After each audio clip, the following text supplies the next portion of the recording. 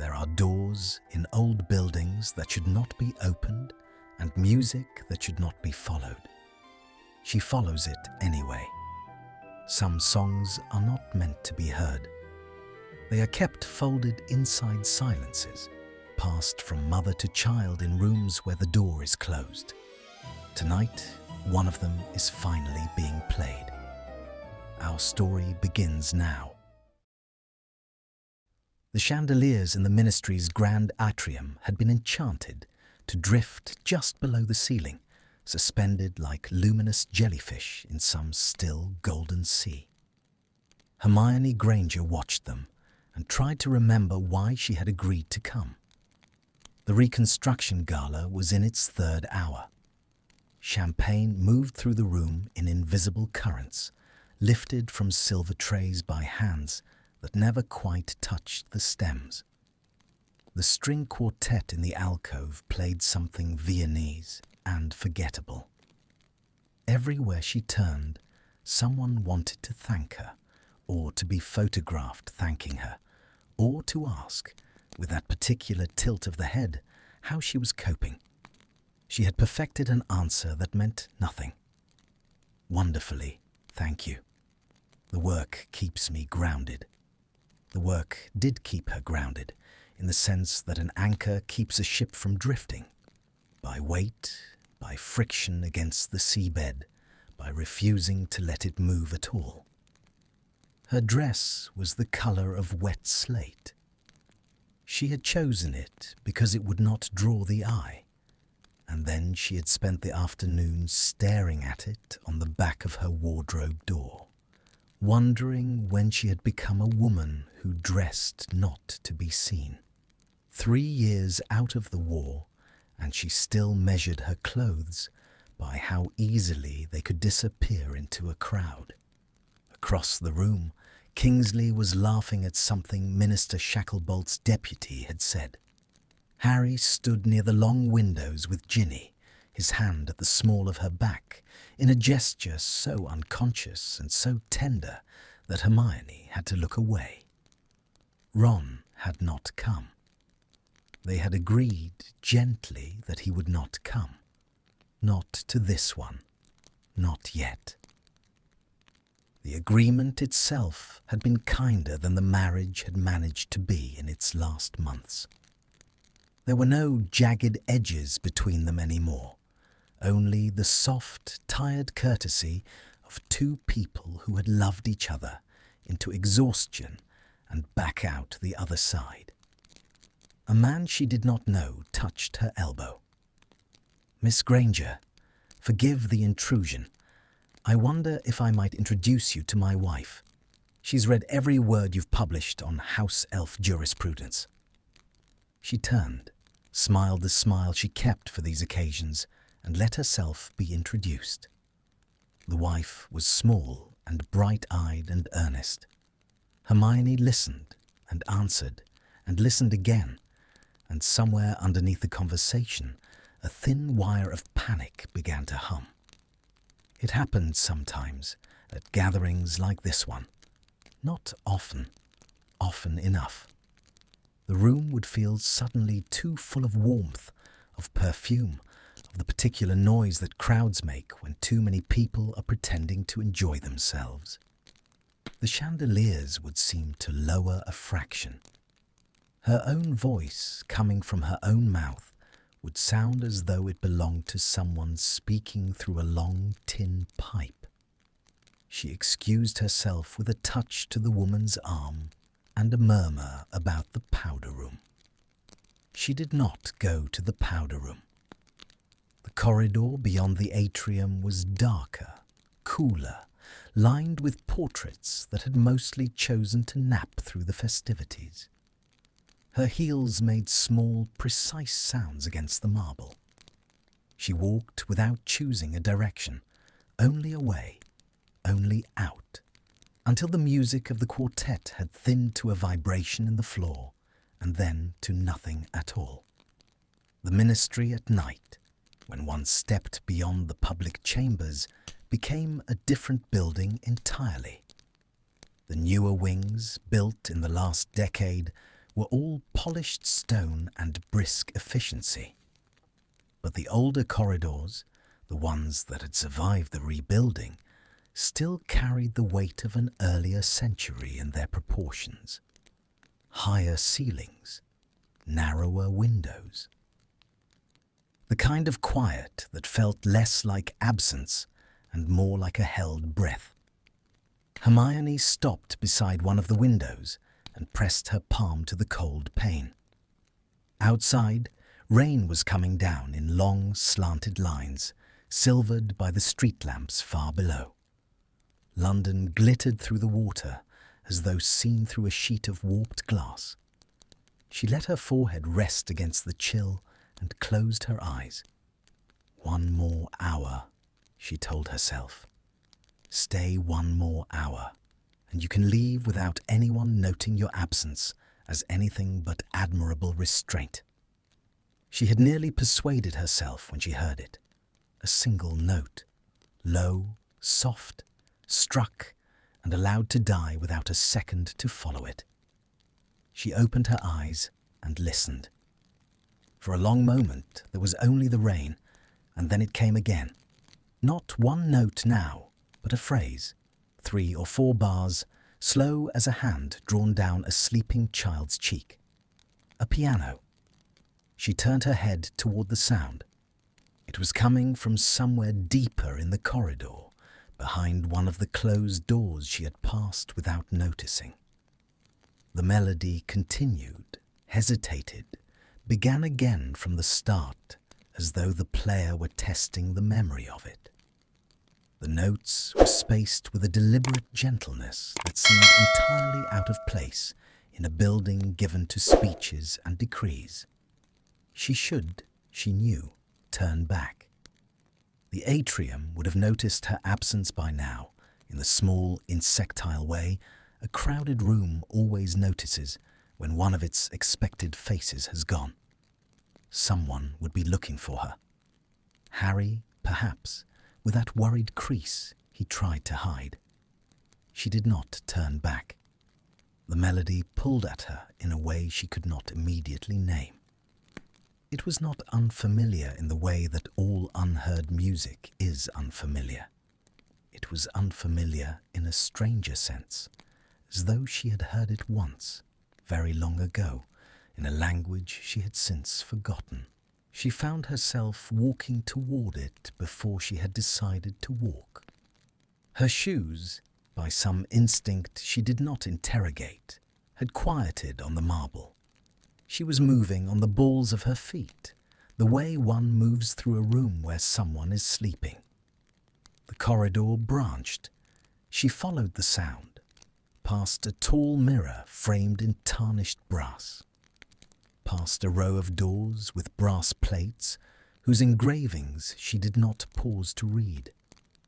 The melody grew clearer with each step, slower than she had first thought, with a small descending figure at the end of each phrase that made something in her chest fold inward. She came at last to a doorway that stood half open. A faint light leaked through the gap. Not a chandelier's glow, only a single sconce burning low, or perhaps a candle. The kind of light a person uses when they want to see only what is directly in front of them. She stopped at the threshold. The room beyond was a small concert hall, the sort of chamber the ministry kept for chamber recitals and the receptions of visiting foreign delegations. Rows of velvet chairs receded into shadow. At the far end, on a low dais, stood a grand piano, its lid open like a great black wing. A single candelabrum burned on its surface. 3 flames, no more. A man sat at the keyboard. His back was to her. She could see only the line of his shoulders, the dark cut of his evening coat, the pale gleam of his hair where the candlelight touched it. She knew him before she saw his face. She knew him by the way he held himself, that particular vertical stillness, the spine that had never, in all the years she had observed it, quite allowed itself to soften. She knew him by the long, restrained shape of his hands as they moved across the keys. Draco Malfoy. For a moment, she could not move, could not, in fact, draw a full breath. Her hand had risen of its own accord to the doorframe, and there it stayed, gripping the carved edge of the wood as though for balance. He did not turn. He did not, as far as she could see, alter the slightest part of his posture. But the melody, which had been gathering itself for the next phrase, hesitated for the briefest fraction of a second, a held breath between two notes, and then continued. He knew she was there. She understood it with a clarity that left no room for doubt. He had felt her arrival the way a deep pool feels the dropping of a single leaf upon its surface, and he had decided, in that suspended instant, not to stop. The lullaby, for she understood now that this was what it was, with its rocking three-beat measure and its tender descending close, went on. He played as though the room contained no one. He played as though the room contained only her. She could not tell which, and she suspected, with a strange small ache, that he could not tell either. She did not step into the room. She did not step away. The candlelight wavered. Outside the tall windows of the hall, the rain went on falling, silvering the dark, and somewhere very far behind her, the ministry continued its gilded performance of itself. And here, in this doorway, with her hand on the carved wood, and her breath caught somewhere beneath her collarbone, Hermione Granger stood and listened to Draco Malfoy play a song she had never heard before in her life, and felt, with a certainty that made no sense to her at all, that she had been walking toward this doorway for a very long time. The melody turned and began to climb toward its final phrase. The phrase climbed and did not resolve. He let it hang in the air a moment longer than the music asked, and only then, with the smallest deliberate pressure of his fingers, did he allow it to descend into the closing chord. The chord lingered. He held the pedal down until the last vibration had thinned to nothing, until the silence in the hall was no longer the absence of sound, but a kind of sound itself. Hermione had not realized she had been holding her breath until her chest began, very quietly, to ache. He did not lift his hands at once. They remained on the keys, long and pale in the candlelight, the third finger of his right hand still resting on the note he had last touched. From the doorway, she could see the faint movement of his shoulders as he breathed. Slow, measured, the breath of a person trying very hard to give nothing away. She should leave. The thought arrived with the dry, sensible voice of every instinct she had spent 3 years cultivating. Turn. Walk back the way you came. He has chosen to be alone, and you have intruded on something that does not belong to you. She did not leave. Instead, she watched as he finally drew his hands from the keys and laid them, palms down, on his knees. The gesture had a strange formality, as though he were composing himself for a portrait or for a sentence to be passed. "You can come in, Granger." His voice was quiet, unhurried, pitched low enough that she felt it more than she heard it. "Or you can keep standing in the doorway. I don't suppose it makes much difference to either of us at this point." She did not answer at once. The use of her surname, after so many years, after so much that had happened, struck her with a peculiar small impact, not unkind, only familiar in a way she had not expected to find familiar. "How did you know it was me?" she asked. A pause, then, still without turning. "I didn't. Not at first." And now you've spoken. A faint, dry curve in the voice that might, in another man, have been the beginning of a smile. Your footsteps could have been anyone's. They were quieter than I would have guessed. She stepped across the threshold. The carpet absorbed her shoes entirely. She might have been walking through the hall in stockinged feet. The rows of velvet chairs rose on either side of her like a sleeping audience. She did not know how close she meant to come. She walked until she had reached the third row from the front, and then, by some instinct she did not examine, she stopped there and remained standing. He had still not turned. From this nearer vantage she could see that his evening coat was very plain, black, well cut, without the silver embroidery he had once been known for at his shoulders and cuffs. His hair was shorter than she remembered. The candlelight picked out the place where it met the back of his collar and made of it a faint, luminous line. "I didn't know you played," she said. "No." He considered the keyboard for a moment. "There's no reason you should have." "It's beautiful. It's old. That's not the same thing." His shoulders moved very slightly. It was not quite a laugh. It was the breath that, in a less guarded man, might have preceded one. "No," he agreed. "It isn't." A silence. Outside, the rain went on falling against the tall windows of the hall, a soft, continuous percussion that made the candlelight seem warmer by contrast. Hermione became aware, distantly, of her own pulse, the small, distinct beat of it at her wrist and at the side of her throat, faster than the slow measure of the lullaby he had played, and slower than it would have been at the door. "What is it?" she asked. "The piece." He did not answer immediately. She watched the line of his back and waited, and the waiting itself was a thing she could not remember having done before, not with him. In every prior version of their acquaintance, there had been a sharpness between them, a readiness to parry, a need to fill any silence before he could fill it with something cruel. This silence was different. It did not feel like a weapon being lifted. It felt like a door being opened very slowly by a hand that was not entirely sure it wished to open it. "It's a lullaby," he said at last. "Yes, I gathered. A Muggle lullaby."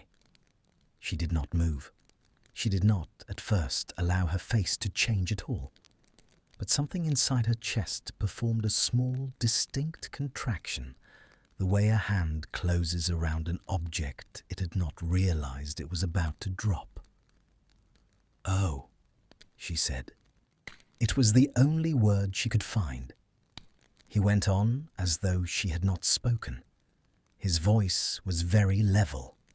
It had the careful evenness of a voice being held in place by an effort the speaker did not wish to acknowledge. "My mother sang it to me when I was small. I thought, for most of my life, that she had made it up herself. She had a habit of doing that, inventing little tunes, little nonsense rhymes. Things she said came to her in the bath. I had no reason to doubt her." He paused. One of his hands lifted from his knee and returned to the keys, not to play, only to rest two fingers very lightly on the cool ivory of a single white key. He looked at his own hand as though it belonged to someone else. "I found the sheet music last week, in her papers. I have been going through them slowly. There is no hurry. There is no one left to hurry for." A small breath. It was folded inside a letter. The letter is what I have been thinking about, mostly. Draco. She had not meant to say his name. It came out of her without permission, low, almost startled by itself. She heard it land in the room and could not call it back. His shoulders did not move. But the silence after her saying it was different from the silence before, and they both knew it. She wrote that she had heard the song from her nanny, he said. When she was a child, the nanny was a muggle. He spoke the word with no particular inflection, neither softening it nor sharpening it, only setting it down between them as though laying out an object for examination. My grandparents employed her apparently for some years. My mother never told my father. She never told me. She wrote that she had wanted to. She wrote that she did not know how. Hermione found that she had taken another step forward without deciding to. She was now at the second row of chairs. She rested one hand very lightly on the velvet back of the nearest one. The pile of the velvet was worn thin in a small patch where many hands had rested before hers. That's why she only sang it when we were alone, he said. I understand that now. I did not understand it then. I thought it was simply a thing between us, a small private thing. I liked that she had a song that was only for me. Another pause. The two fingers on the white key pressed down without quite producing a sound. It turns out it was a thing between her and her nanny, originally. And then a thing between her and me. And then, when she was alone, I suppose, a thing only for her. The candle flames bent in some small movement of air she could not identify. Their shadows stretched and shortened on the wall behind the piano. I have been trying, he said, to remember if there were others, other songs, other rhymes. I find that there were a great many of them. I find that I cannot now tell which were hers and which were not. Draco. Her voice was barely above the rain. You don't have to. No, he said. The word was quiet but final. I don't. You're quite right. I don't have to. He turned then. Not all the way, only enough that she could see his profile in the candlelight, the long straight line of his nose, the faint hollow beneath the cheekbone, the place at the corner of his mouth where, even now, even here, the old habit of a sneer kept the muscles tight. His eyes were on the keyboard. But you asked, he said, and I find that I should like, for once, to answer a question someone has asked me, so perhaps you will permit me to continue. She did not trust her voice. She inclined her head, although he was not looking at her, and somehow he understood the movement anyway, and went on. All my lullabies were muggle. He said it slowly, as though he were still discovering the shape of the sentence as he spoke it. All of them, every one, my whole childhood, in some quiet, careful way, she gave me muggle, and I did not know. He fell silent. His hand had not moved from the white key. The candle flames were perfectly still now, as though the room itself had stopped breathing to listen. Hermione realized that her own hand, the one resting on the velvet chair back, had begun to tremble. Not visibly, not in any way he could have seen, even if he had been looking. Only the faintest fine vibration through the bones of her fingers, the kind of tremor one feels in the hand that has been holding something for too long without setting it down. She let go of the chair. She took another step forward. She was at the foot of the dais now. The piano rose above her like a great dark animal at rest, and beyond it, the figure of him, half-turned, candlelit, perfectly still, seemed less like a man she had known for half her life, and more like someone she was meeting for the first time, in a room she had never entered before, in a building she had never quite understood. He turned the rest of the way, then, and looked at her. His eyes in the candlelight were wet, not weeping. No tears were falling, none had fallen, but wet in the way that eyes become when a person has been holding something behind them for a very long time, and has, in this particular moment, in this particular room, allowed it to come as far forward as it is permitted to come. His face was perfectly calm. The calm of it was almost worse than if he had wept openly. It was the calm of a man who had learned, very young, that grief was a thing one could only afford in very small, very private rooms. He looked at her. He did not speak. The candlelight shifted across the planes of his face. She climbed the single step onto the dais. The dais was lower than it had appeared from the doorway. One step, and she was level with him.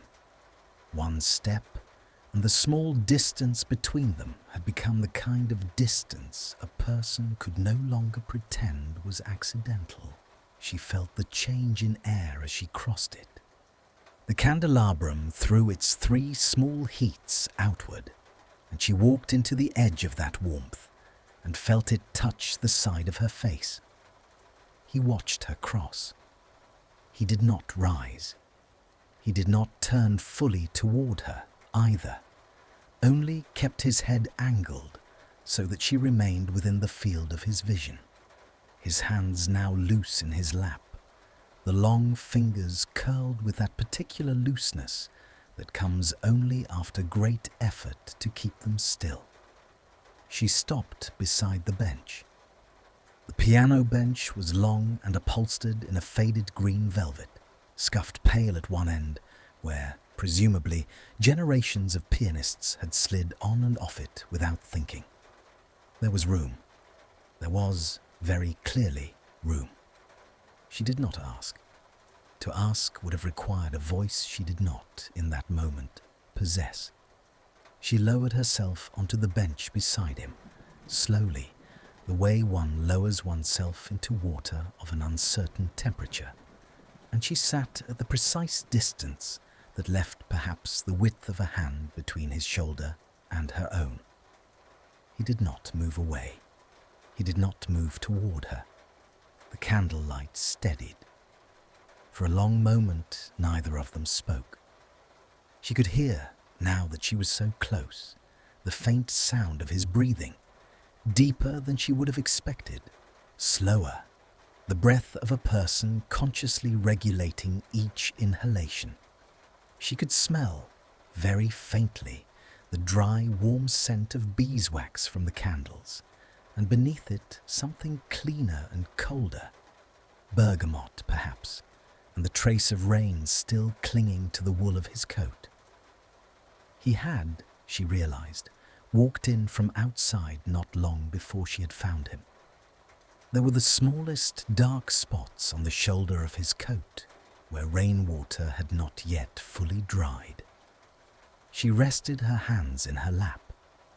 She watched her own fingers settle against the slate-coloured silk of her dress, and noticed, with a faint, distant interest, that they had stopped trembling.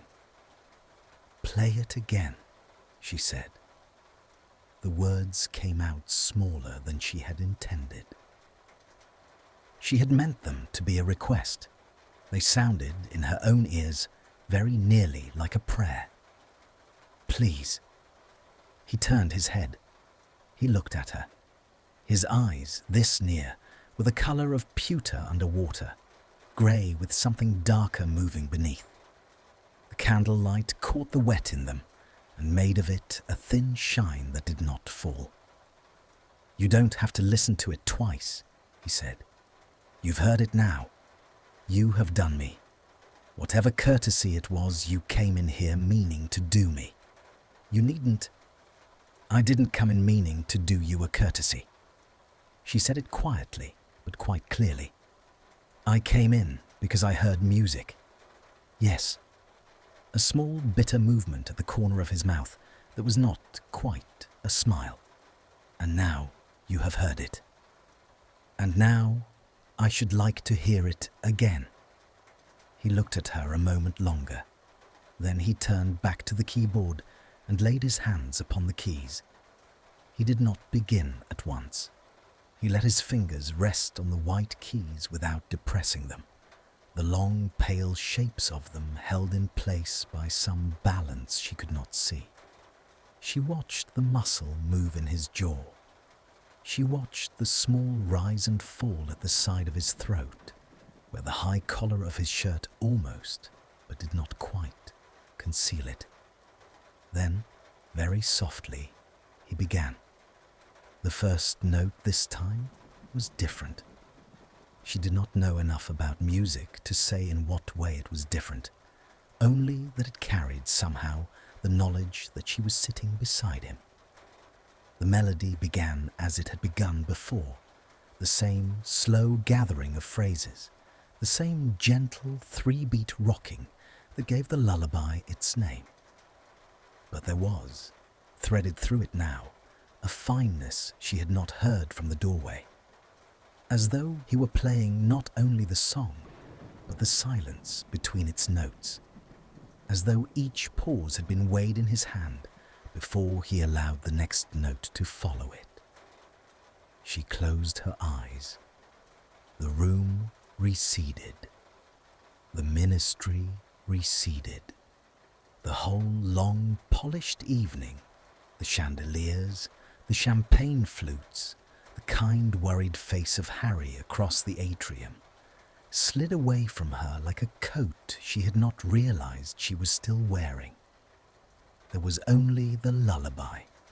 There was only the warmth of the candles at her side, and the warmth of him at her other side, the two heats meeting somewhere in the air just above her shoulder, and the slow, deliberate, infinitely careful music being made by the man whose mother had sung this same melody to him in a room neither of them would ever see again.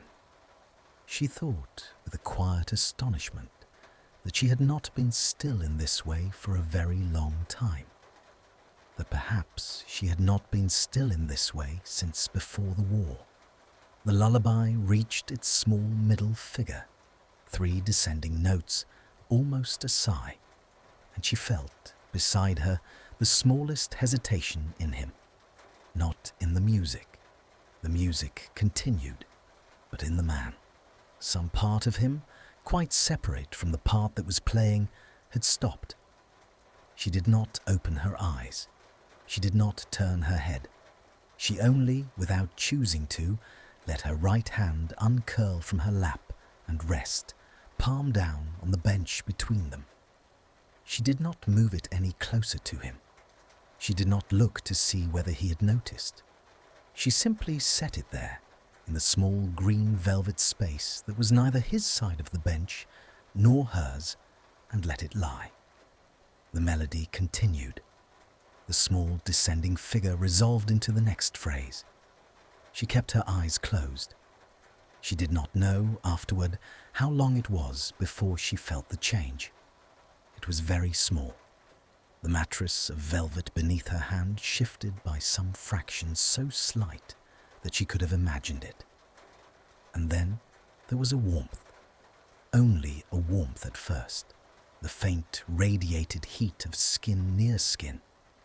And then, with a delicacy that made her breath catch silently in her throat, the side of his little finger came to rest against the side of hers. That was all. He did not take her hand. He did not turn. The melody did not falter. Only the outer edge of his smallest finger resting, with no pressure at all, against the outer edge of hers. She did not move. To move would have been to acknowledge it, and to acknowledge it would have been to break it, and she understood, with a clarity that surprised her by its certainty, that this was not a thing to be acknowledged. This was a thing to be allowed. She allowed it. The lullaby went on.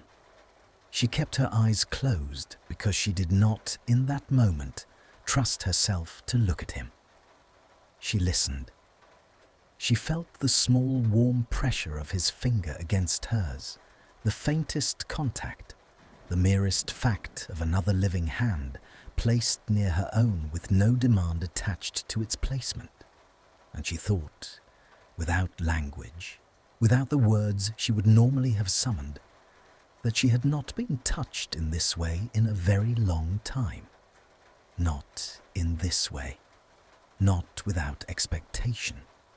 Not without the small underlying transaction of touch, the assumption that one touch must lead to another, the low constant hum of being asked, even gently, even kindly, to be something to someone. This was only a finger against a finger. It was not asking her for anything. She felt her eyes grow hot behind their closed lids. She did not weep. She had become, like him, a person who did not weep easily, who had folded that capacity away into a small private place years ago and had not opened the place since. But the heat behind her eyes was a kind of weeping all the same, a very interior kind. She let it happen. She did not try to stop it. She did not let it travel any further than that. The lullaby reached its closing phrase.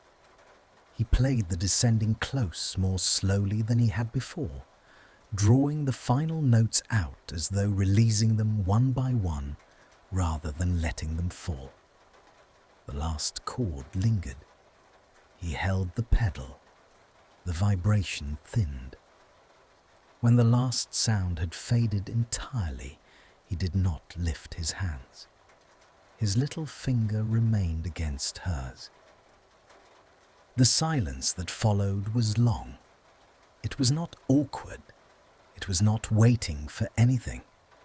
It was the silence one finds in a chapel after the last note of an organ, the silence that is the music's continuation by other means.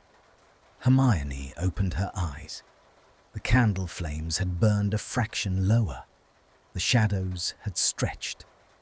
She did not turn her head to look at him. She could not, yet. She looked instead at the keyboard, at the long row of white keys glowing faintly in the candlelight, at his hands resting upon them in a posture of completion. "Thank you," she said. She had not known that she was going to say it. The words came out almost on a breath. He did not answer, but the small pressure of his finger against hers grew, by some immeasurable degree, very slightly more present. Not deliberate, not declarative, only the kind of acknowledgement a person makes when they have heard something, and do not yet have the capacity to reply. She allowed her gaze at last to travel sideways. He was looking down at the keys. His profile in the candlelight was very still. The wet shine in his eyes had not fallen and had not quite gone. He looked, she thought, like a man who had carried something heavy for so long that he no longer remembered the carrying as effort, and who had, in the space of the last quarter of an hour, set it down for the first time in decades on the wooden floor of an empty concert hall. He did not look at her. He spoke instead to the piano. "I haven't played that for anyone," he said. His voice was very low. "Not for anyone. Not in, I don't know, a great many years."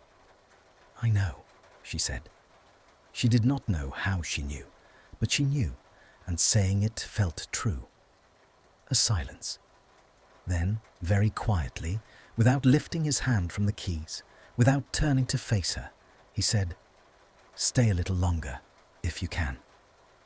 She didn't answer with her voice. She moved her hand by the smallest fraction, so that the side of her own little finger pressed back, with no pressure at all, against the side of his. The candle on the left had begun to gutter. She watched its flame bend and right itself, bend and right itself. in some small breath of air that neither of them had made. The wax had pooled at its base in a soft white ring and was beginning, slowly, to spill over the rim of the candelabram's cup. She thought distantly that she ought to mention it. She did not mention it. To speak of the candle would have been to speak of something else, and she did not yet wish to speak of something else. His little finger remained against hers. They had not moved. Some unspoken negotiation had taken place in the silence after the lullaby, and the terms of it appeared to be these. They would sit. They would not look at one another. They would allow the small warm point of contact between their hands to exist without naming it. They would not, on any account, behave as though anything were happening. A great deal was happening. She could hear the rain again. Now that the music had ended, the steady percussion of water against the tall windows had returned to fill the room. A softer sound than she had remembered, lower, almost like breath. A draught moved somewhere through the upper galleries of the hall and made the shadows on the wall behind the piano shift by a hair's breadth. The candelabram's 3 flames swayed in slow concert and steadied again. "Your mother." She said it carefully. She did not turn her head. What was she like when you were small? She had not known until she heard her own voice asking that this was the question she had wanted to ask. It was not a question she would have permitted herself an hour ago, in another room, in another life. It would have seemed to her an hour ago a discourtesy at best and a cruelty at worst. But here, on the green velvet bench, with the small pressure of his finger against hers and the rain falling beyond the high windows, the question had a different quality. It was not an interrogation. It was a hand held out to take something he had been holding alone. He did not answer at once. She felt, beside her, the small steadying breath he drew before he spoke. The kind of breath one takes before stepping onto a bridge of uncertain construction. She was quiet, he said, most of the time, not a quiet that came naturally to her. I understood later that it had been trained into her, but by the time I knew her, the training had taken so well that the quiet seemed her own. He paused, his thumb on the white key beneath it, lifted by some fraction and resettled. She had a way of finding a person in a room. With her eyes, I mean. She would come into a drawing room full of people, and her eyes would move across all of them, and she would find the one person she had wanted to find, and the rest of them would simply go on existing without ever knowing they had been weighed and set aside. A faint, dry breath, not a laugh. It made her seem cold to people who did not know her. She was not cold. What was she then? He considered. The word he chose was so quiet that she almost had to lean in to catch it. Watchful. She nodded, although he was not looking at her. The word landed between them and lay there with a weight he did not, for the moment, attempt to lift from it. My father, he said, after another silence, did not like her to sing in front of him. I don't know that I understood that at the time. I only knew that she did not sing in front of him. I thought perhaps she didn't enjoy being heard. I thought it was a private thing, the way some people pray privately. A pause. She didn't sing in front of the house elves either, now that I think of it. She didn't sing in front of anyone. Only in front of me, when we were alone, and only at certain hours, and only in certain rooms. His voice did not change. The evenness of it was an act of discipline. She understood this and did not interrupt. There was a small sitting room on the east side of the manor. It got the morning sun. She liked that room better than any of the other rooms, although she would never have said so.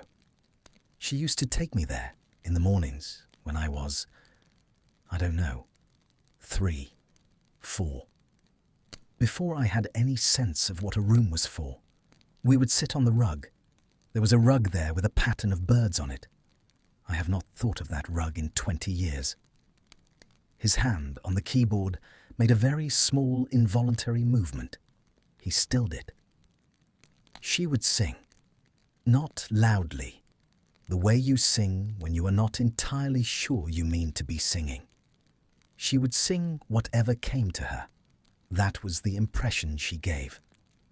Now I understand that she was singing whatever she could remember of a particular set of melodies, and that the set was finite, and that she had been carrying it inside her for as long as she had been alive, and that she could not have written any of it down, even if she had wished to, because to write it down would have been to make it a thing in the house. And there were things she did not allow herself to make into things in the house. The candle on the left had pooled enough wax now that a thin white tongue of it began to slide down the side of the candelabrum. It paused, hardened, paused again. Hermione watched it without seeing it. "You said there was a letter," she said, "with the music." "Yes." Was it written to you?" He didn't answer for a long time. The silence drew itself out so far that she began to wonder whether she had asked something she should not have asked, whether the question had been the one step too far that she had been so carefully avoiding. She was preparing to take it back, to say gently, "You don't have to," when he spoke. "It was written to no one," he said. "That is the strangest part. There is no salutation. There is no addressee. It is simply a few pages in her hand, written at some time I cannot date with certainty." She kept it folded inside the sheet music, and the sheet music was inside an envelope, and the envelope was inside a writing case I had not opened in 3 years. "Then how do you know?" "That she meant me to find it." He turned his head at last, just enough to look at her sidelong. The candlelight caught the wet edge of his lashes. "I don't know. I have decided that she meant me to. There is no proof. She might have meant only to write it for herself. She might have meant to burn it and forgotten. She might have meant... I don't know what she might have meant. But the writing case was the one she had given me when I was a boy, and which I had given back to her when I went to Hogwarts, because I thought it was too feminine for a boy to keep. She kept it. She put the letter and the music inside it. I have decided, on no evidence, that this means something. It might mean something. It might. You're allowed to decide that it does." He looked at her a moment longer. Then, very slowly, he turned his face back to the keyboard, but his head did not return entirely to its former position. He kept it angled by a small fraction toward her, as though he had not given himself permission to look at her, but had given himself permission to be aware that she was there. "My father," he said, and here, for the first time, the evenness in his voice gave the smallest sign of strain, "would have called the letter a betrayal. He would have called the music a betrayal. He would have called the nanny a betrayal, and the morning sitting room, and the rug, and the birds on the rug. He would have called my mother a betrayer." He stopped. His hand on the keys had gone very still. "I have been trying to understand," he said, "what it makes me that I am glad she did all of it." The sentence sat between them in the candlelight. He did not look at her. She did not, for a moment, trust herself to answer. She had spent half her life at this point thinking about the Malfoys. She had spent half her life thinking about him in particular. Not always kindly, almost never kindly, in the years when kindness toward him would have felt like a betrayal of her own self. She had thought about the man at his right hand and the man at his left, the long, pale corridor of inherited cruelty that had produced the boy who had called her mudblood at 12 years old. And she had constructed over the years a careful architecture of contempt that had served her very well.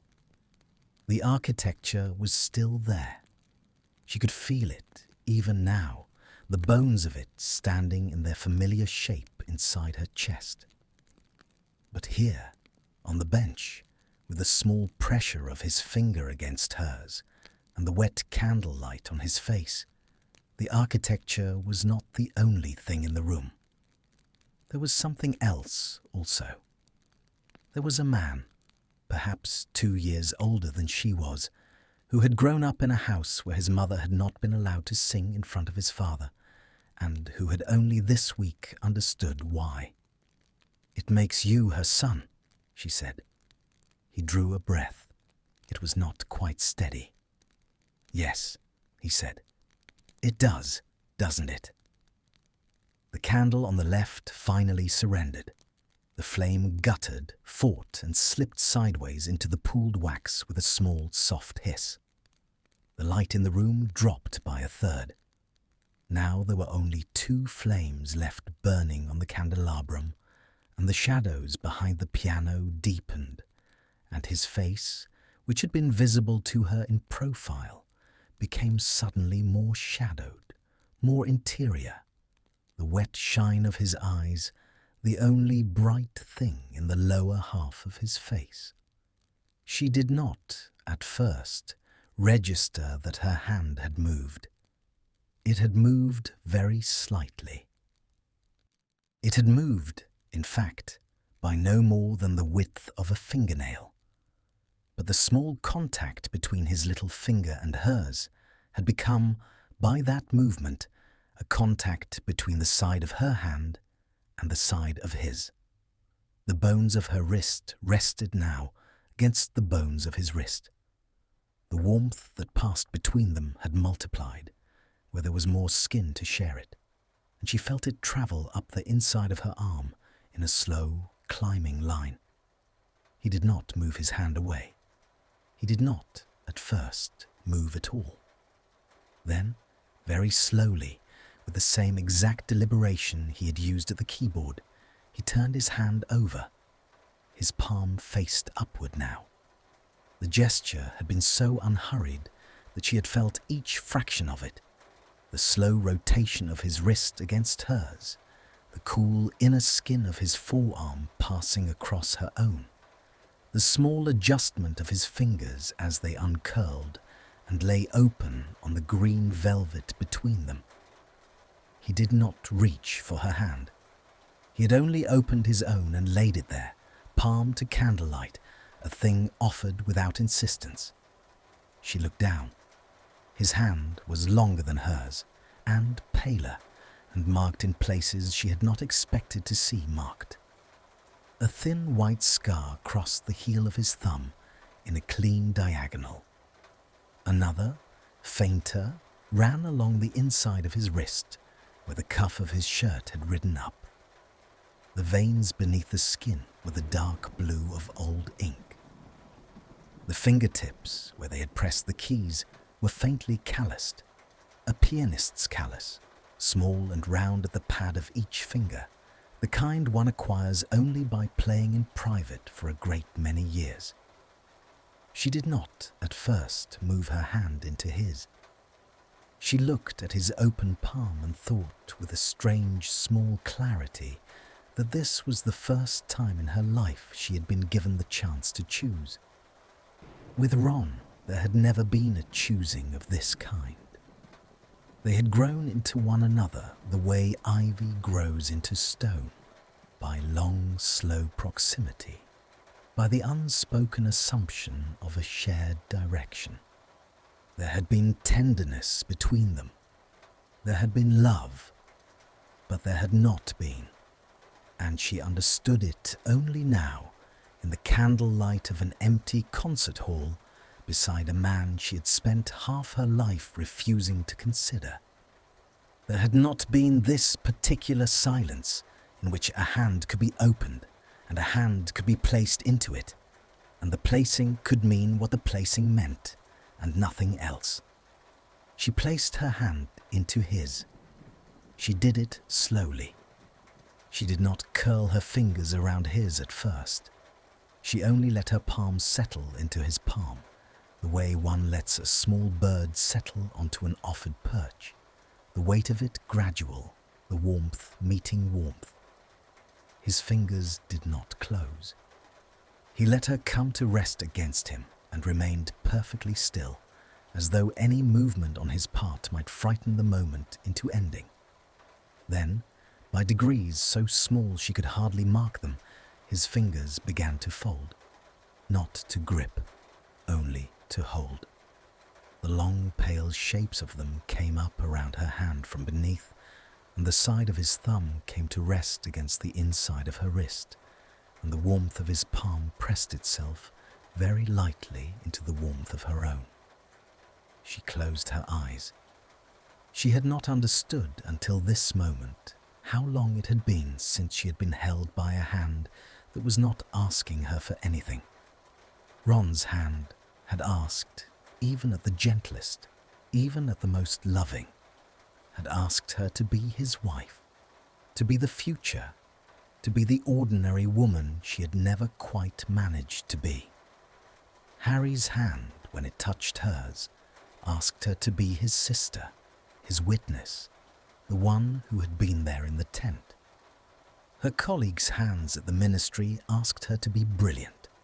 Her parents' hands, when she had at last gone to them in Australia and undone what she had done, had asked her gently to be forgiven. This hand was asking her for nothing. This hand was only there, open beneath hers, folded around hers, a warmth in a candlelit room. She felt, again, the heat behind her eyes that she had felt during the second playing of the lullaby. This time, it travelled further. A single tear rose, gathered, and slid down the side of her nose. She did not lift her free hand to wipe it. She let it go. It fell from her jaw to the slate-coloured silk of her dress, where it left a small dark spot that vanished almost at once into the weave. Beside her, he had not moved, but he had seen. She knew he had seen, although his head had not turned, because she felt the faintest tightening of his fingers around hers. Not a grip, only a gathering, as though to say, "Yes, I know, it's all right. I am here." Neither of them spoke. The remaining 2 candles burned on. Outside, the rain had thinned into something finer, more like mist than rain. The high windows of the hall had grown lighter by some shift she could not place. Perhaps the moon had come out behind the cloud. Perhaps the street lamps in the square below had brightened, and the long velvet rows of empty chairs had taken on a faint silvered edge along their tops. "I should not be here," he said at last. His voice was very quiet. "I was not invited." She opened her eyes. She did not turn her head. "To the gala. To the gala. I was not on the list. I am almost certain of that. I came in through one of the side entrances. I knew there would be a piano. I had looked it up." A small breath.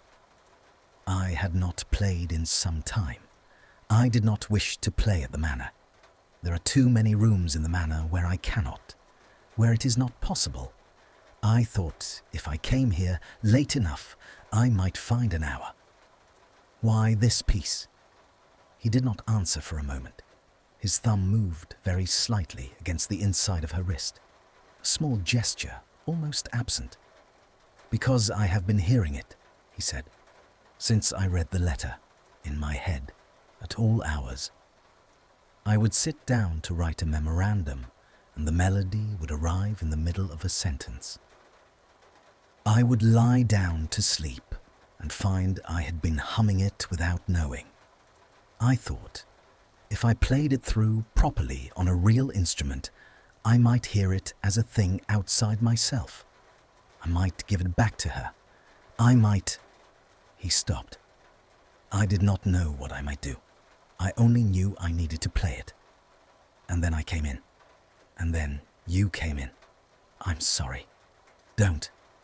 The word was sharper than anything he had yet said, and he heard it himself and softened it at once.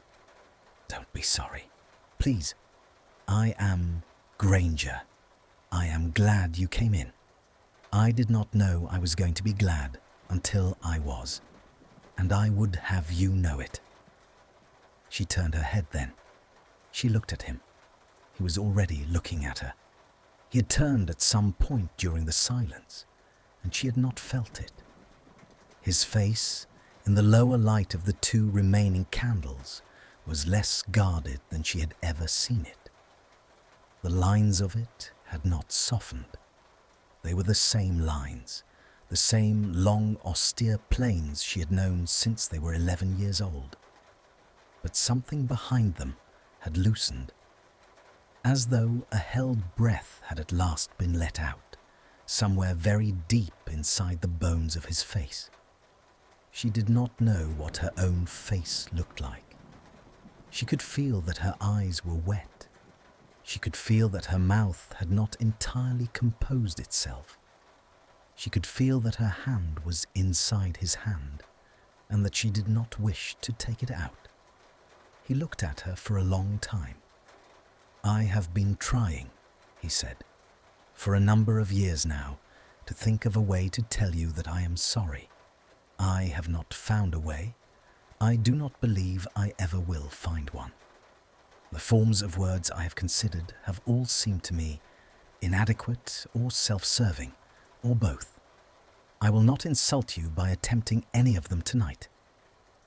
Draco, let me say only this."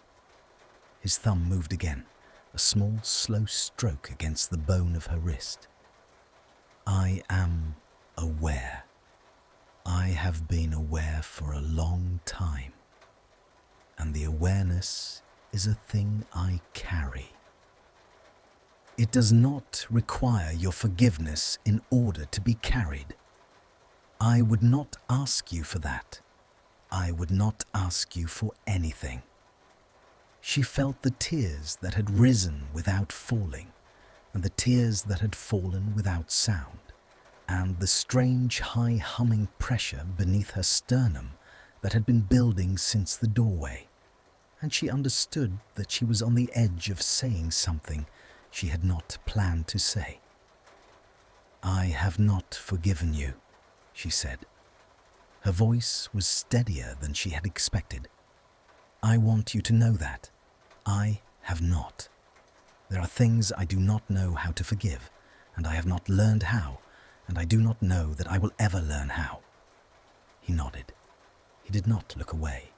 His hand around hers did not loosen. "I know," he said. "But—" He waited. "But I should like—" She stopped. The words were difficult. They were not difficult because they were complicated. They were difficult because they were simple, and she was a person who had grown unaccustomed in recent years to saying simple things. "But I should like to sit here a while longer, with you, if you will let me." He drew a breath. It came out a little uneven at the end. "Yes," he said. "Granger, yes." She lowered her head. Not all the way. Only by the small inclination of distance that allowed her temple to come to rest, very lightly, against the bare slope of his shoulder, where the wool of his evening coat met the high white edge of his shirt collar. She did not press into him. She only let her head rest there, the weight of it offered as he had offered his hand, a thing placed without insistence. He did not move, he did not turn. But after a moment, the smallest moment, she felt the side of his head come down to rest with equal lightness against the crown of her hair. The rain went on falling outside the high windows. The 2 candles burned on. Their light made a small warm island around the green velvet bench, around the long dark curve of the piano, around the 2 figures sitting side by side upon it. And beyond the edge of that light, the empty rows of chairs receded into the dim.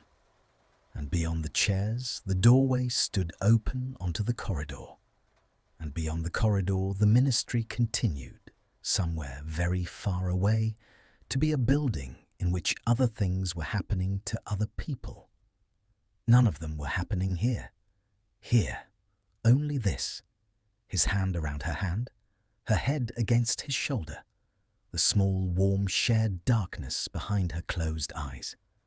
And, somewhere inside her, very quietly, beginning again of its own accord, the slow, gentle 3-beat measure of a French lullaby from the 18th century, sung once by a Muggle nanny to a pure-blood girl, and once by that pure-blood girl to her son, and now playing in the silence of an empty concert hall inside the chest of a woman who had walked toward the sound of it without knowing why. She did not know how long they sat like that. Time, in the small candlelit island around the bench, had stopped behaving the way time was meant to behave. She measured it instead by other things, by the slow easing of her own breath, by the gradual lengthening of the shadows on the wall behind the piano, by the soft hiss of the second candle as it began, in its turn, to consider guttering. She lifted her head eventually, not because she wished to, because the small stiffness that had begun to gather in her neck had become a thing she could no longer ignore, and because she did not, even now, entirely trust the world to allow her this for very long.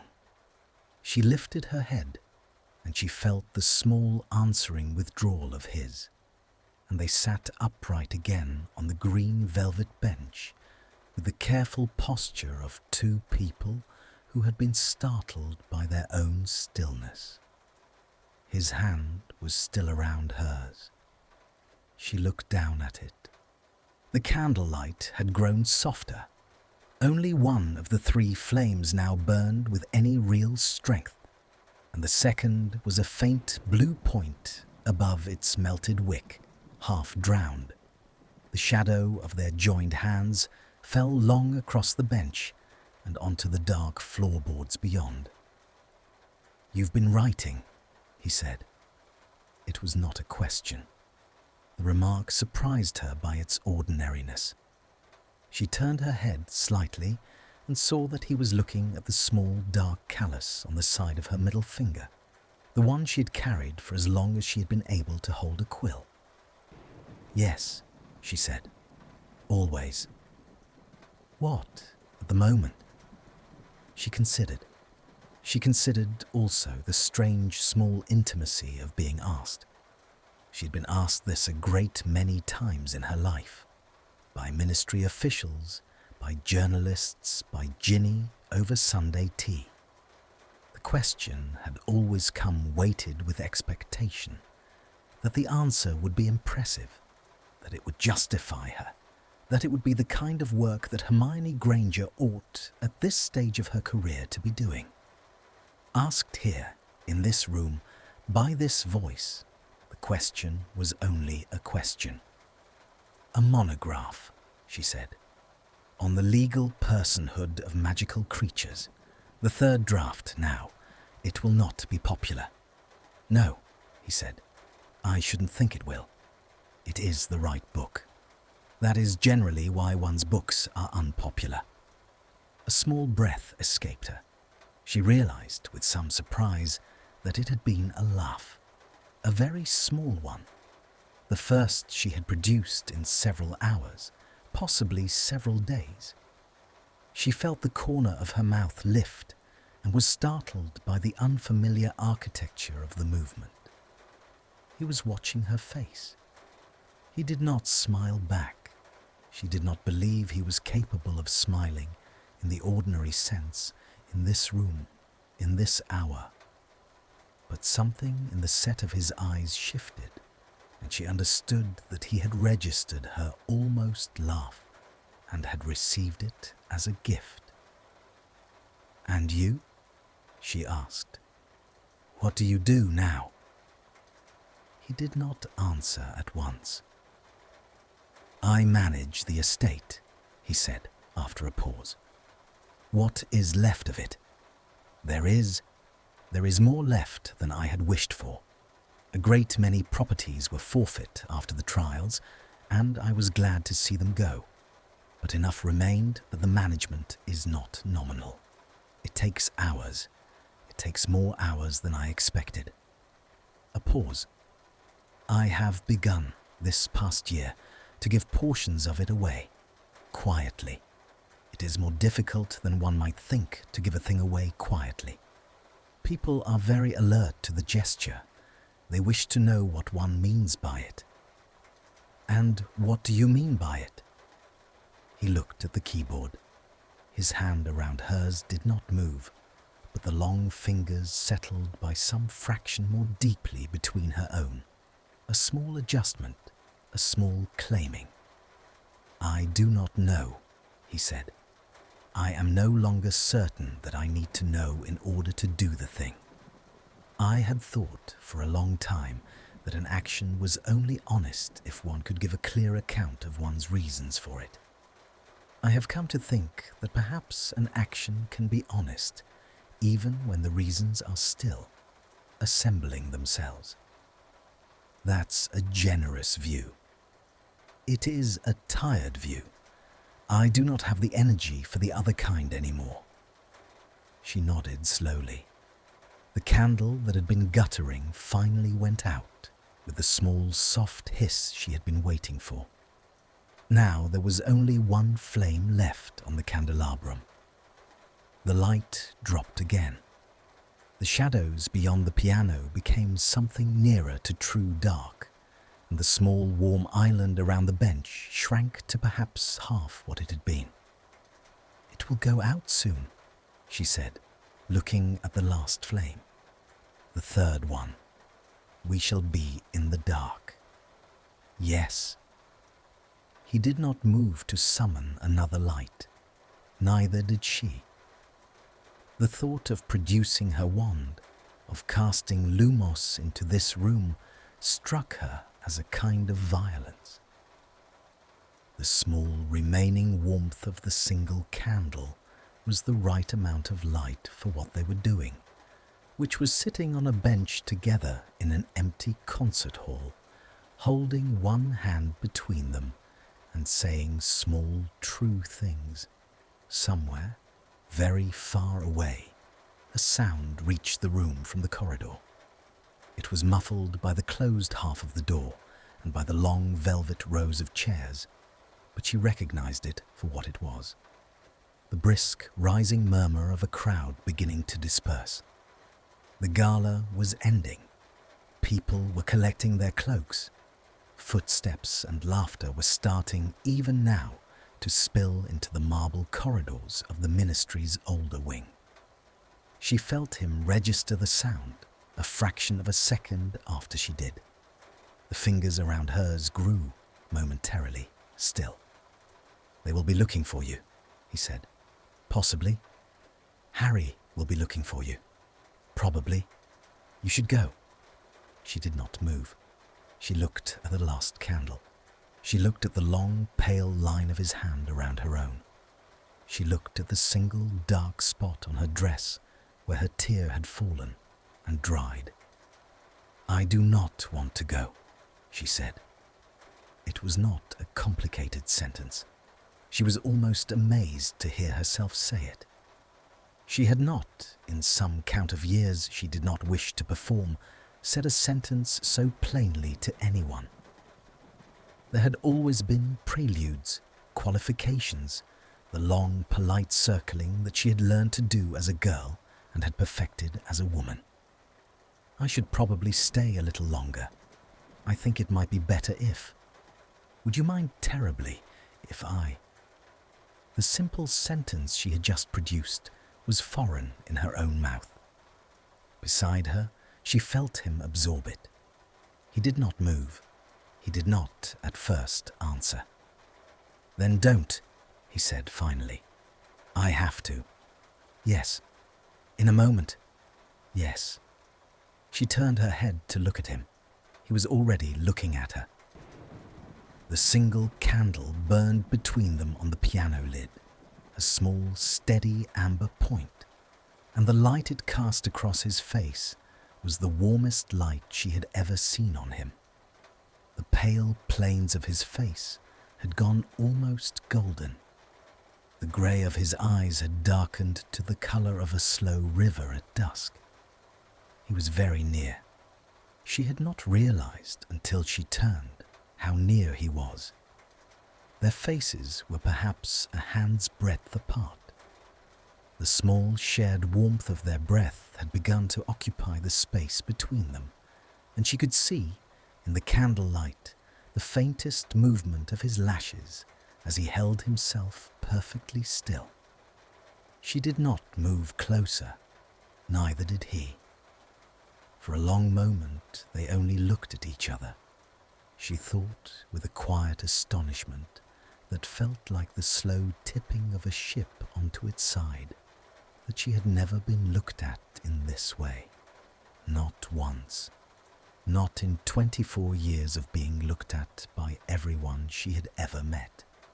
He was not looking at her as Hermione Granger, not as the brightest witch of her age, not as the war heroine, not as the principal author of the Magical Creatures Personhood Act, not as the wife who had ceased to be a wife. He was looking at her as a person, as only the person she was, as though all the other things he might have been looking at had been gently lifted off her, one by one, and laid aside on the floor of their empty concert hall, and what remained was simply her own face in the candlelight. She had not known that this kind of looking existed. She felt, again, the heat behind her eyes. She did not let it rise this time. She held it in place by some small effort of the will, because she did not wish to weep at him. She wished to see him. His free hand, the hand that was not folded around hers, lifted from his thigh. He did it slowly, the way he did everything in this room, the way he had played the lullaby, the way he had turned his palm upward on the bench between them. The slow patience of a man who has learned that any sudden movement breaks the world. She did not move. His hand rose between them. His fingers curled very slightly in toward his palm. Not a fist, only a softening of the open hand into a shape less assertive than fully spread fingers would have been. He brought his hand up to the side of her face. He did not touch her at first. He held his hand a hair's breadth from her cheek, the warmth of it just barely reaching her skin. And he waited. She understood that he was asking. She understood also that he had asked nothing of her all evening, and that this was the first thing he had asked, and that he was prepared to lower his hand again at the smallest indication that the answer was no. She did not give the smallest indication. She tilted her face, by the smallest fraction, into his hand. His palm came to rest against her cheek. It was warm. The skin of his palm against the skin of her cheek was warm in a way she had not anticipated, although she did not know why she had not anticipated it. She had been holding his hand for the better part of an hour. She had felt the warmth of it move into her own. But it was different, this warmth on her face. It was different to be touched on the face. It was different to feel a man's hand cup the side of her jaw with such carefulness that the carefulness itself became a kind of language. His thumb brushed once beneath her eye, where the tear had risen and not fallen. She closed her eyes. His face was very near. She could feel the faint warmth of his breath now on her own mouth, and she understood, without thinking, without language, that he was waiting. She opened her eyes again. She looked at him. She moved. She moved by less than an inch, less, perhaps, than half of one. The space between their faces had been small to begin with, and she closed it so slowly that she could feel each fraction of the closing. The faint, cool draft from the corridor passing across the back of her neck. The small, warm pressure of his thumb still resting beneath her eye, the held breath of him in the candlelight. Her mouth touched his.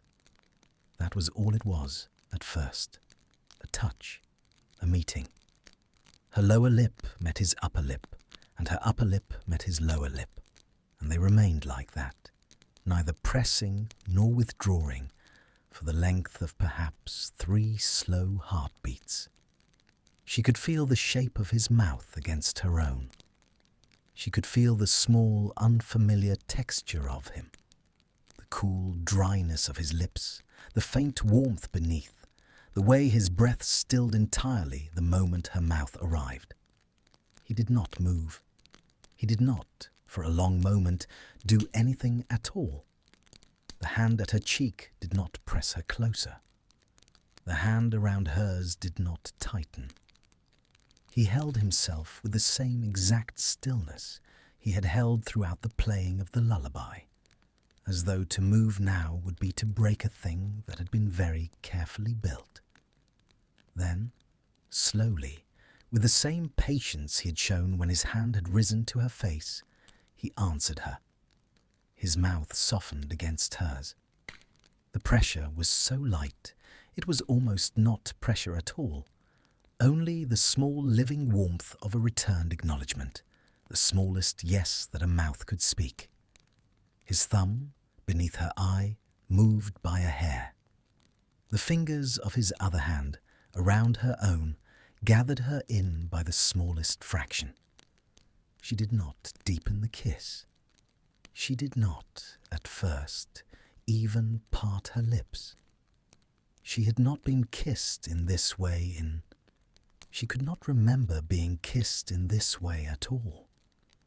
There had been other kisses in her life. There had been Ron's kisses, warm and familiar and slightly clumsy and entirely his own. And before that there had been Victor, who had kissed her with the careful seriousness of a young man who had been told that kissing was important. Those kisses had been declarations. They had been the beginning of something, or the renewal of something, or the small marker of a continuing arrangement. This kiss was none of those things. This kiss was not a beginning, although it might one day be remembered as one. It was not a declaration, although it spoke. It was simply a held meeting of 2 mouths in a small candlelit room, and the meaning of it, if there was a meaning, was that 2 people who had not been touched in this way for a very long time had at last, in this hour, allowed themselves to be touched.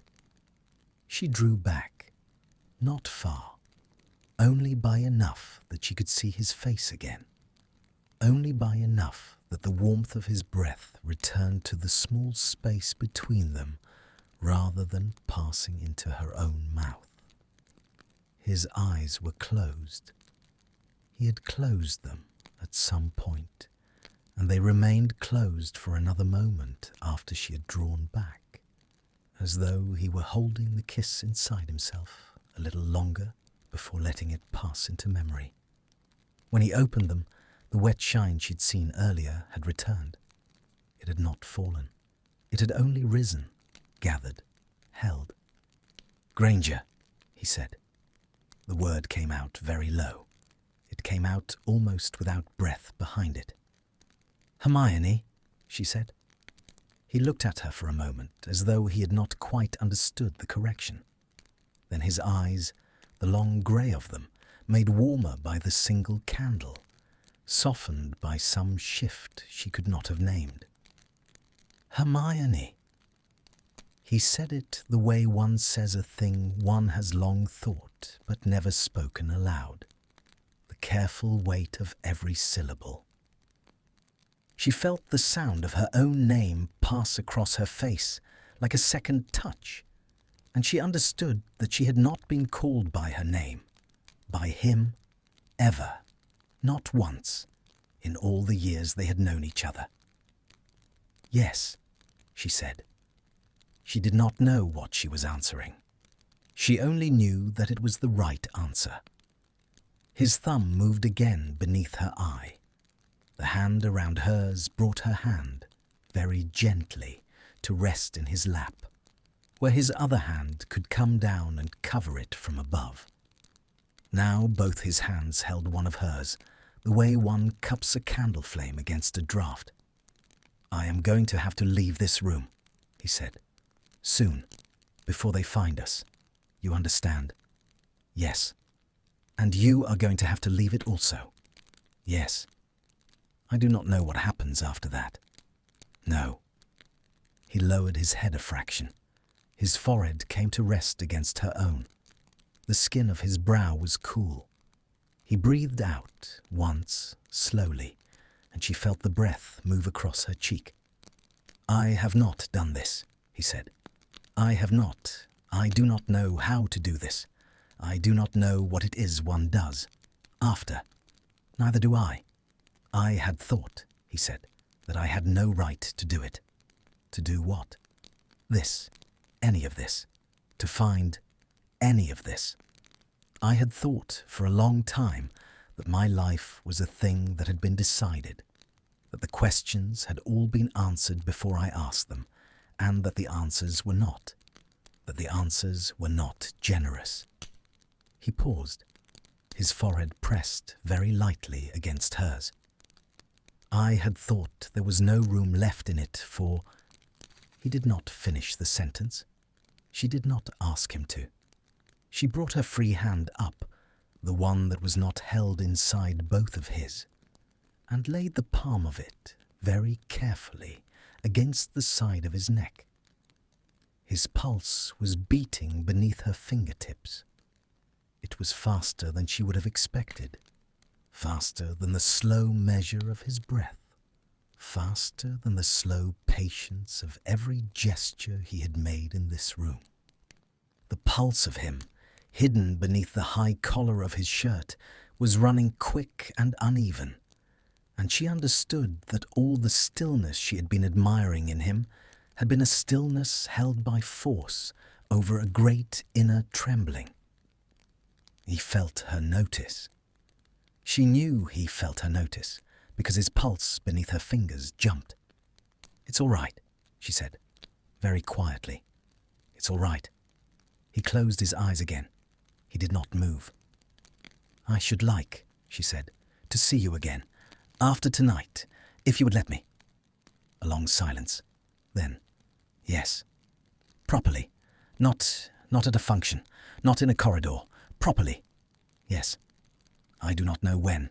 I do not know how. There will be complications. Yes. I am not, even now, certain that this is sensible." His eyes opened. They were very near to her own. The candle flame behind his head was now no more than a small, low glow, and the shadows in the room had become almost continuous, and his face in the dim was a quiet, pale shape that she could only just see. "It is not sensible," he said. "Hermione, it is not sensible at all. I have not said a sensible word in this room. I do not intend to begin now." He drew his forehead back from hers. He looked at her for a long moment. Then slowly he lifted her hand, the one he had been holding between both of his, and brought it up to his mouth and pressed his lips very lightly to the inside of her wrist, where the small bones of her pulse beat against the skin. She felt the kiss land there and travel up the inside of her arm. She felt it settle somewhere beneath her ribs. "There," he said. "Now I have given you something else to consider when you are deciding whether this was sensible." A small, uneven breath escaped her. It was, again, almost a laugh. "You are not making it easier." "No," he said. "I am not."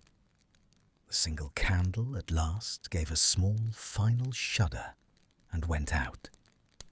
The hall was not entirely dark. The high windows had grown lighter still, with the moon now fully out behind the thinning cloud, and a soft, silvered light came down through them and fell across the rows of empty chairs and across the long, dark curve of the piano. They could see one another, just. The pale shapes of their faces, the dim outline of his coat, the slate-coloured silk of her dress, which now looked nearly black in the moonlight. Somewhere, far off, a door closed in the corridor. Then another. The sounds of the gala dispersing had become more distinct, more directional. Footsteps, a laugh, a man's voice calling for a hat. He drew a breath. He did not let go of her hand. "We must," he said. "I know. They will pass this corridor in a few minutes. They will look in if they see the door open." "I know." He stood slowly and brought her up with him by the hand he had not relinquished. She rose from the bench. Her dress made a small, soft sound against the velvet. She felt the air of the room move around her, suddenly cool against the warmth of her face. He did not let go of her hand even then. They stood beside the bench in the silvered moonlight, his hand around hers, both of them looking at one another in the dim, as though neither was yet willing to take the first step that would carry them toward the door. "Wait," he said. He turned, finally, releasing her hand for the first time in what felt like hours, and bent over the piano. From the small ledge above the keyboard, he lifted a slim folded sheaf of paper. She had not noticed it before. It was old paper, browned at the edges, folded twice. He held it for a moment in both hands. Then he held it out to her. "Take it," he said. "What is it?" "You know what it is." She looked at the folded paper in his outstretched hand. She did not take it at once. She understood, with a sudden quiet weight in her chest, that this was the sheet music, the lullaby. The thing that had been folded inside the envelope, inside the writing case, inside the letter from his mother. The thing that had brought him here tonight. "Draco," she said. "I can't—" "You can." His voice was steady. "I have memorized it. I do not need it any longer in order to play it. And I should like for you to have it, so that you know that I gave it to you. So that, when you are deciding later whether any of this was real, you will have a thing in your hand." She took it. The paper was thin and warm from where it had rested near the candle. She held it against her chest. He stood looking at her. The moonlight caught the side of his face. A door opened somewhere much closer than the others had been. Footsteps started, brisk and purposeful, down the corridor outside. They were perhaps 30 seconds away. He looked at the door. he looked at her. He stepped forward and very quickly, with a tenderness that did not match the speed of it, he kissed her once on the forehead. Then he turned and was gone through the small side door behind the piano before she had fully understood that he was leaving. The footsteps in the corridor passed the open door without slowing. A woman's laugh, bright and slightly tipsy, drifted in through the gap and out again. The footsteps continued down the marble. Another door opened somewhere further along. A man's voice answered the woman's. The two voices receded together until the corridor was, once more, only a corridor, and the small concert hall around her was, once more, only a room. Hermione stood beside the piano in the silvered moonlight and held the folded sheet music against her chest. She did not move at first. She could not, quite. The small side door behind the piano was still ajar by an inch. He had not had time to close it fully, and the dim shape of the passage beyond it was visible only as a darker rectangle within the dark. She watched the door. She did not expect him to return through it. She watched it anyway, the way one watches the place a candle has just been blown out, holding the shape of the flame inside the eye for a moment longer than the flame itself has lasted. Her cheek was still warm where his palm had rested. The inside of her wrist was still warm where his lips had pressed. The crown of her head, where his forehead had touched it, carried a small remembered coolness. Her body, she realized, had become a kind of map of him, a small constellation of warm points scattered across her, marking where she had been touched. She drew a breath. It came out unsteady. She lowered herself, slowly, back onto the green velvet bench. She did not know why. The bench was empty now beside her, and the absence of him from the bench was a more present thing than his presence had been. She placed the folded sheet music on her lap and laid both her palms flat upon it. The paper was thin beneath her hands. She could feel, through it, the small ridges where the ink of the staves had been pressed into the page by some long dead hand in some long vanished room. She sat with the music for some minutes. Then, carefully, she unfolded it. The sheet music was simple.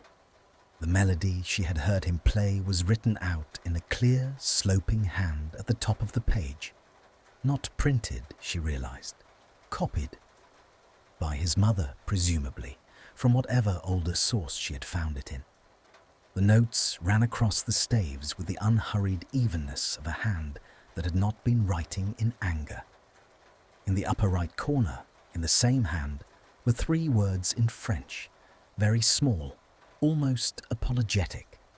Pour mon fils, for my son. Hermione looked at the 3 words for a long time. She refolded the music. She rose. She went to the side door behind the piano and pulled it gently closed. She crossed the small dais and walked back down the center aisle of the empty concert hall, between the long velvet rows of chairs, until she reached the doorway through which she had first entered. She stopped at the threshold. She turned once to look back at the room. The piano stood in the moonlight, lid still open. The candelabrum on its surface held 3 small black wicks and the soft white pools of cooled wax. The bench was empty. The whole hall was empty, and yet she had the very distinct sense, looking back at it, that something remained in it that had not been there an hour ago. Not him. Not her. Something the 2 of them had made between them and left behind, the way a struck bell leaves its sound in a room long after the striking. She turned away. She walked out into the corridor and pulled the door shut behind her. She did not return to the gala. She found a side staircase and a back exit, and her own cloak in a small attendance room near the courtyard, and she stepped out into the rain, which had thinned now to almost nothing, only a fine mist drifting through the lamplight.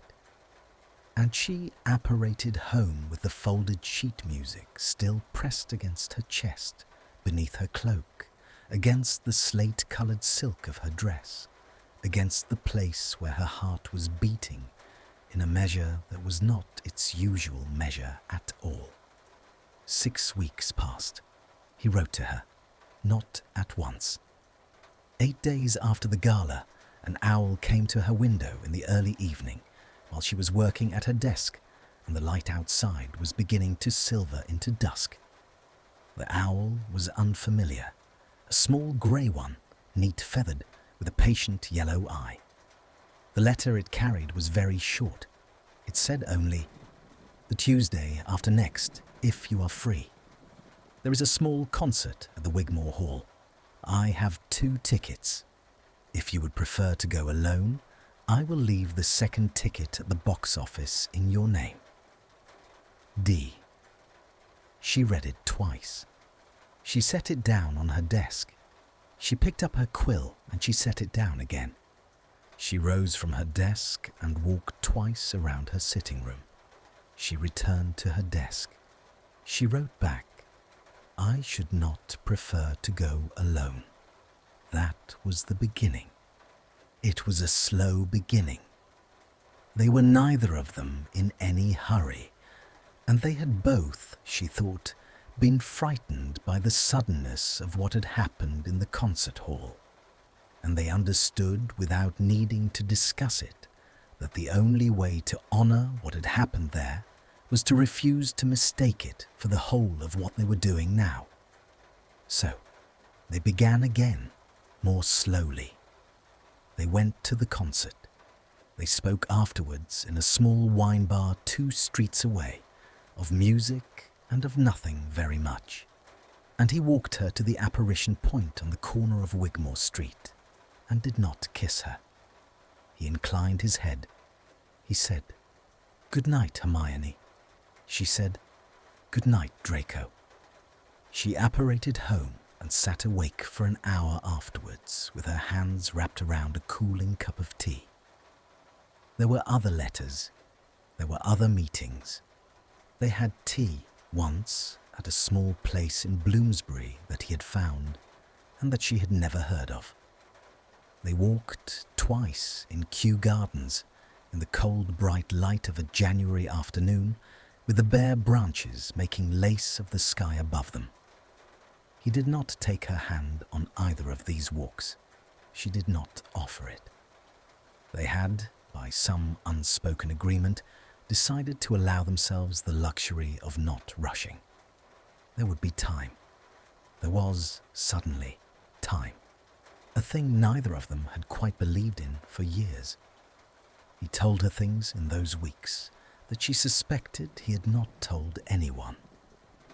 He told her about the morning sitting room with the rug of birds on it.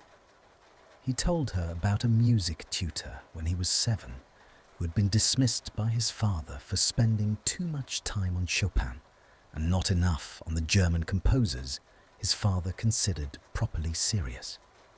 He told her, one evening in the wine bar, about his mother's last weeks.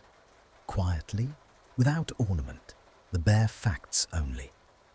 She did not interrupt. She sat across from him with her wine untouched and listened.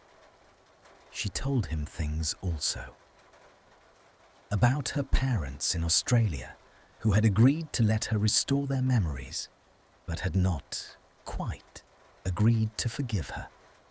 About the slow, careful end of her marriage. About the small, quiet panic that took her, sometimes, in crowded rooms. It was on the 7th meeting, or perhaps the 8th, that he kissed her again. It happened in a small bookshop in Charing Cross, the Muggle one, not Diagon Alley. They had been browsing the shelves separately, and she had turned a corner and found him standing in the poetry aisle, holding a slim volume of Rilke open in one hand. He had looked up at her. There had been something in his face she had not seen before. Not the wet shine of the concert hall, not the held grief of that night, but something quieter and lighter and almost amused. He had closed the book. He had crossed the small space between them. He had set the book back on the shelf without looking at it. He had taken her face in both his hands and kissed her properly in the poetry aisle of a Muggle bookshop in Charing Cross, in the late afternoon light coming through a dusty window. She had not been prepared. She had dropped, quite forgetting it was in her hand, the volume of essays she had been carrying. It had landed on her foot. She had laughed against his mouth, and she had felt him laugh back very softly, and the laughter had passed between them and become a part of the kiss. And when they had drawn apart at last, she had been blinking and slightly out of breath, and her hand had risen of its own accord to touch the side of his face. That had been the second beginning. The third, and the one she counted as the true beginning, came in March. She had gone to the manor. He had asked her weeks earlier, and she had said yes, and she had spent the intervening weeks not allowing herself to think about it. He had met her at the gates. He had walked her up the long drive in the pale spring sunlight, and she had said nothing about the drive, and he had said nothing about it either, and they had understood one another, and they had gone inside. He had taken her, after a small lunch in a room she did not recognize, into the east wing. He had opened a door. He had stood back and let her enter ahead of him. It was a small sitting room. It had high windows that faced the morning sun. There was a rug on the floor with a pattern of birds on it. She had stood in the doorway for a long moment, and she had looked at the rug, and she had looked at the windows, and she had understood that he had brought her here because he could not say in any other way what he was beginning to say. She had turned to him. She had taken his hand. "Play me the lullaby," she had said, "on any piano you like. I have brought the sheet music." He had looked at her for a long moment. Then he had lifted her hand to his mouth, the inside of her wrist again, the way he had done in the concert hall, and he had said, very low, "I shall not need the sheet music. Hermione, I have been playing it every night since I last saw you." She had not then wept. She had thought she might. She had been prepared in some interior way for the tears to rise as they had risen on the green velvet bench. They had not. Instead, a slow, strange warmth had moved up through her, beginning in the place where her wrist met his mouth, and travelling up into her chest, and settling there in a way she had never quite felt anything settle before. And she had thought, with a clarity that made no sense to her at all, and yet was perfectly true. Oh, so this is what it is. So this is what it is to be loved without being asked to be anything. She had stepped forward. She had put her arms around him. She had laid her head against his chest, and he had brought his arms around her in return, and they had stood like that in the small sitting room with the rug of birds on the floor and the high windows letting in the spring light.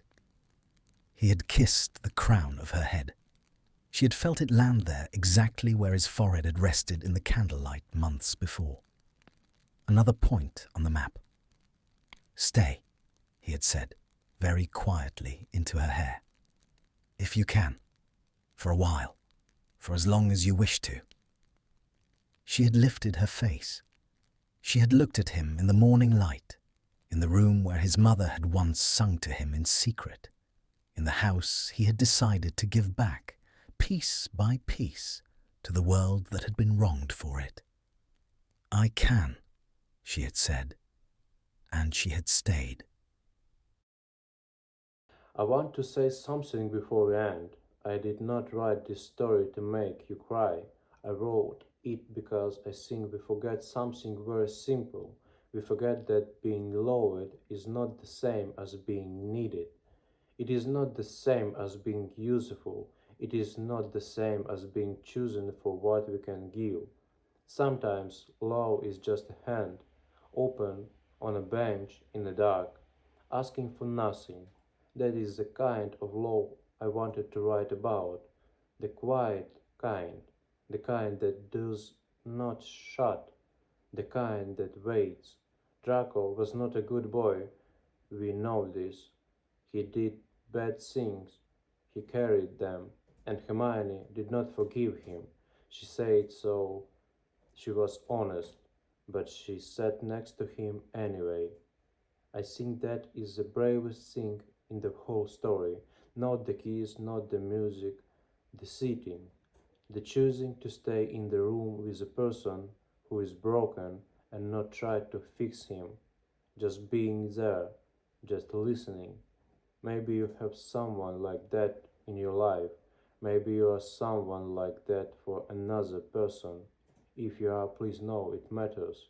It matters more than you think.